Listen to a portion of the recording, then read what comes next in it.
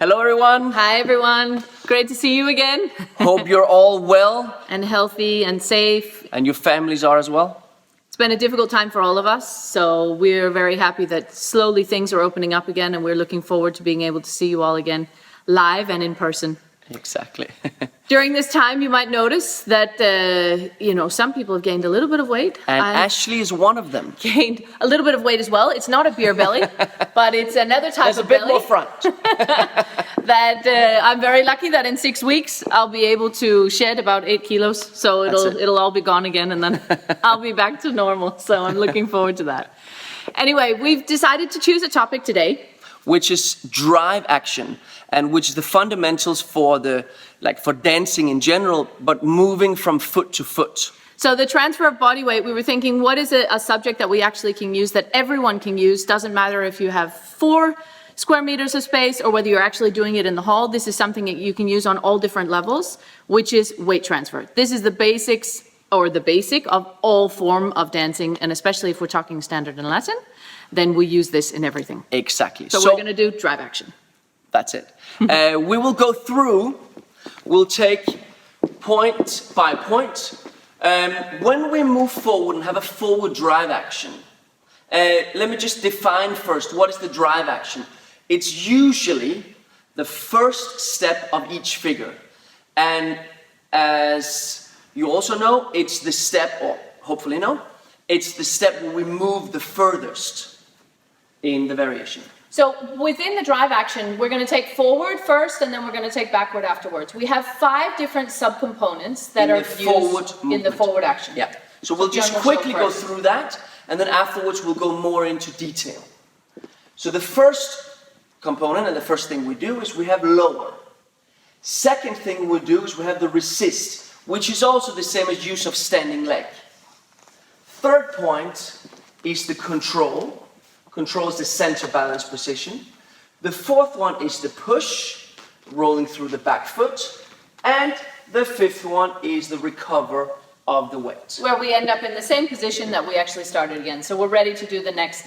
Normally from the recover, you would continue, if it's one of the 4 swing dances, you would continue from the recovery and actually do a swing going into something else, whether you're doing Viennese waltz, or whether you're doing waltz or foxtrot or quick step. It doesn't matter, because you can continue with the swing from there. Exactly. Okay, we'll go a little bit more into detail. So when we do the first part, the lowering part is not actually that much, the initial part of it. If you notice my knee here, we lower so much so that the knee is in the same line as the front of the toes. That's the first part of the lower. So what's important to see when Bjorn's doing it, if you notice what he's doing at the same time, the emphasis is actually on the front part of the leg, which is what we call the shin bone. The shin bone. So this part. And not actually the bending of the knee, because if you just bend the knee, what actually happens is you kind of sit down and you almost end up staying on the spot, instead of actually coordinating the weight to move forward through a gliding action. So what we want to do is we want to coordinate the body weight going forward together with the lowering action, which Bjorn will demonstrate with the shin. And then we continue on to the second point. And the second point is resistance. Resistance is the same as I mentioned before in the quick review, is that we use the standing leg. And the resisting part of it is the back thigh. We have the body weight that's moving forward. And for us not to fall from foot to foot, we need to have something moving in the opposite direction, which is the resist. So the feeling from the standing leg is we pull back, because that's the back muscle, or back thigh muscle we use. And when we then move forward, the body weight will move in a forward direction. So as Bjorn mentioned before, if your teacher's telling you, or if you've heard many times, I need to stay on the standing leg more, or I need to use it for longer, more time on it, then it's this action, the second point in the drive action, which you need to focus on, which is the resistance, which is when you actually are on the foot, that position, whoa, to create the resistance in the movement as you start moving. A good practice method is, or a good idea to do, hold yourself on the back thigh, make sure this is toned. You will realize the natural thing is that you relax this part, that you only go forward. And But- normally people use the front of the thigh. But when we instead of move actually forward, resisting. it has to be the back part. You have to tone that back thigh as you move forward. Then we continue into the next So position. I do, from here, I tone the back thigh as I move forward. And then from he here, lands in I a arrive position in center balance, which which is is the control position. Control position, and we call it either center balance or some people say split weight. It's all the same thing. The thing that's important is that you can see that from the side, looking with Bjorn's legs, he has his body weight in the middle of his legs. Let's say the legs slightly outside the body. Important thing as well, if you look at my front knee here, the knee has to be behind the heel, or on the same line as the heel. We do not want this movement. We want the heel, or the knee, sorry, to be behind the heel. So you feel very clear so that when we're together, and if we were dancing it together, that we could actually stand in a position where we're together. Of course, it's difficult to see because I have a big bump, but this is how it should be so that it's a smooth action. I will do one more time.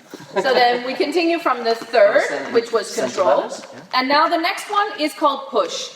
And the push we like to think of that it's a bit more of a roll. What you should see is from the back foot and feel is that you roll yourself, you push yourself from the back foot, which creates a very stable gliding action or smooth action going into the last phase, which is recover. One more If we thing take- that's important. yeah, if we take one more time from here, it's important that we coordinate the front leg and the back knee. So we go more bent through the back leg, and we go from the front leg, we go more, it's not that we straighten our leg, but we have more of a pulling action now from the front leg. So the legs go. You almost feel like there's a suction cup Together. between both of the legs, a suction cup that helps both legs be pulled together. So it's not only the front leg that's being used, it's not only the back leg, but you're actually using both legs at the same time to be able to use it. So if we show that one more time. So I stand in this Center balance which position. is the control. Then I continues with the push push. here, so I roll through the back foot. I coordinate the legs here. So this happening at the same time, I move forward. When we arrive here, we have the last part, which is the recovery of the foot. One thing that is really important when we do a forward drive, and this is the same rule for forward drive and backward drive action, is we recover the foot and the body weight at the same time. Meaning, So it's not, this is very important, it's not that from the control position that when you're pushing from the back foot that you tip the head forward first and then you recover the foot afterwards. it's very important that this has That's why the coordination between the new movement as we move forward. Again, I'm going into straight leg now. Of course, normally if we did a natural turn, I would stay down. Yes. So those are the 5 different actions or subcomponents that we have going forwards. And now we'll continue with the backward action, which is very similar in reference to the subcomponents, but of course it's different because we're going backwards with it. Here we have 6 different actions when we go backwards. So- If we go the same way, I think it's This better. way. Yeah. Yes. So the first part is the prepare part. Is I flick, some people call I flick the foot back. It's a flicking of the foot. What is important is when we flick, that it's not, I don't lift it, but there's constant control and From the ball of the foot all the way to extreme toe. and there's no weight on the foot. Yeah, every time we have extreme toe, there's no weight. The reason that this point is so important, and it has to be within the backward action, is because, of course, when we're dancing together, the person going forward, as soon as I start with my lowering, which will be the first action, if the person going backwards has not prepared the foot, then our knees are going to clash and they'll both be going towards each other. So as human beings, our knees only bend one way, they bend forwards. We can't bend the knees backwards when we're going backwards. So therefore we have to have this preparation, and this is also, if you look at Bjorn, what happens What is is important is that the knees are more or less in the same line, so that there's space now when we both do the next action, which is lower, there's actually space for both of our knees to continue. Yeah. So if, again, we do the first part, we prepare. Now the second part, we lower. Similar thing to what we did in the forward movement. I lower until my knee is in line with the front toe. Now from here, I'm going to do the resist. Resist part, going backwards, is the front of the muscle I use. Because of course, Because again, I it's the feel resistance. this room when I go back. One thing that's really important, if you notice my knee on the left leg here, so I've done prepare, I've done lower.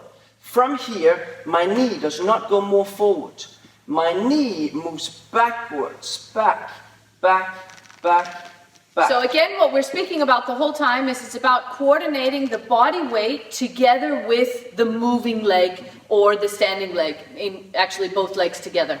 So this is what we want to have. In order to create a smooth action for both the person going forwards and backwards, it has to be coordinated together. And we move moving backwards.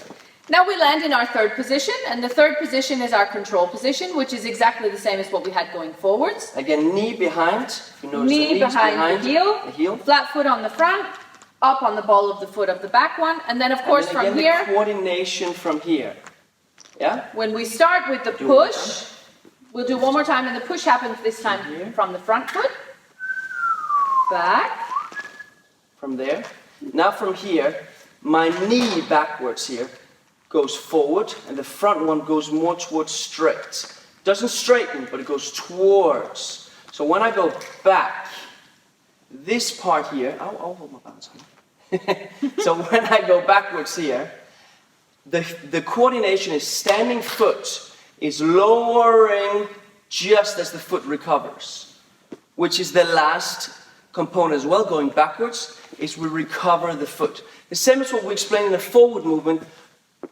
Foot and body weight recovers at the same time as we go backwards. Very important. If you just take one more time from the push, I just wanted to make sure that was very clear. That when we're going backwards now, the coordination between the back knee that bends slightly so that we actually can push from the front leg and without doing push where we jump onto the back leg. The pushing part of it is more like coordination of the legs, the knees, of when, let's say, we transfer the weight. The better we are, the more smooth it should be as we transfer. We have, a good way of putting it. You can either put it to a foxtrot, or of course you can also put it to a waltz. Find a song that's really slow that you can actually do it to, and normally we do out into the drive action, 1, 2, 3, 4, and then we collect again on the 5, 6, 7, 8. We thought we would just show you one time. Bjorn can just do it twice forward, twice backwards. And we will show. We will have the DJ find the music.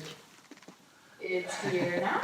You're with me, not someone Okay, so we move forward first. and I'm scared, yeah, I'm still scared. 5, 6, 7, go. That is 1,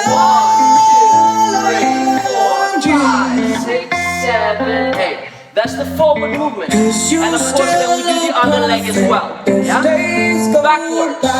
We go from here. Even the worst ones, you make me smile. 1, 2, 3, I'd stop 4, the 5, world 6, if it 7, gave 8. us time. Yeah? So, this you can practice yourself. You can practice in the living room, or you can practice at the studio. At least this was some tips from our side, and we hope you're gonna use it and practice well on it. Yeah, for sure. So whether you have a lot of space or whether you don't have a lot of space, hopefully it's something that you can use all the way through. We've used it all the way through our career, so it doesn't matter what level you're on. The best thing to do is trying to make sure that you can get it together. Of course, this is phase 1, where you do it by yourself, and then afterwards you can try and do it together with your partner, as soon as you're allowed to be together with your partner. And then you can actually start practicing that you have this gliding, smooth action together. So when you're actually 2 people dancing together, it looks like it's 1. That's it. Thank you very much for your attention. Thanks, guys. And we look forward to seeing you again as soon as possible. See you. Bye.